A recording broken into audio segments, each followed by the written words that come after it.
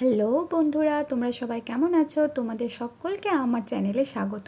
কি বন্ধুরা, তোমরা থাম্বনেল দেখে নিশ্চয়ই অবাক হয়ে গেছো যে ছেঁড়া কাপড় দিয়ে কি করে অতিথিদের সম্মান করবে। হ্যাঁ বন্ধুরা, ঠিক তাই।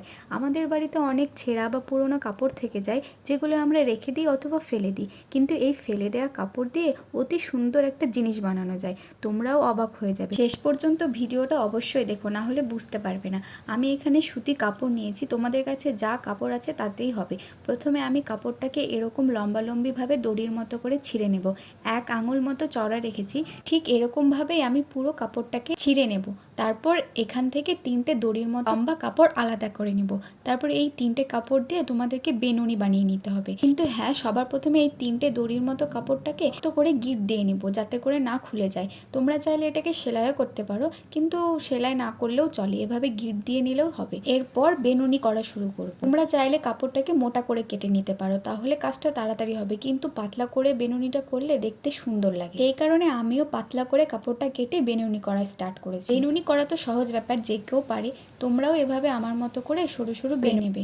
তারপর যখন একটা বেনুনি করা শেষ হয়ে যাবে, তখন আবার 3টে কাপড় এভাবে জোড়া লাগিয়ে গিঁট মেরে নেবে, আর দেখে নেবে জিনিসটা শক্ত হয়েছে কিনা। আমি এভাবে সবগুলো বেনুনি বানিয়ে নিয়েছি অফ ক্যামেরায়, নাহলে ভিডিওটা অনেক বড় হয়ে যেত, আর তোমাদেরও বোরিং লাগতো আর আমারও ভালো লাগতো না। সেই কারণে আমি অফ ক্যামেরায় এটা বানিয়ে ফেলেছি। এরপর এভাবে গোল গোল করে নেব আর একদিকে সেলাই করতে থাকবো।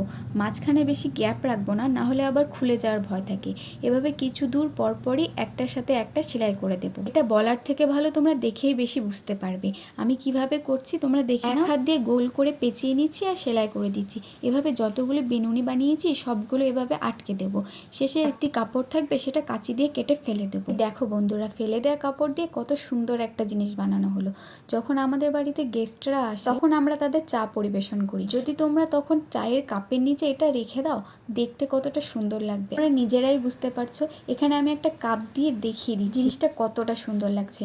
চায়ের কাপের নিচে যখন এটা রাখবে না, তখন একটা আলাদাই লুক ক্রিয়েট করবে। দেখো, চায়ের কাপের নিচে রাখার ফলে এটা কতটা সুন্দর লাগছে। আমরা যখন চা খাই তখন কিন্তু টেবিলে চা পড়ে টেবিলটা নষ্ট হয়ে যায় বা দাগ লেগে যায়, দেখতে তখন কতটা খারাপ লাগে।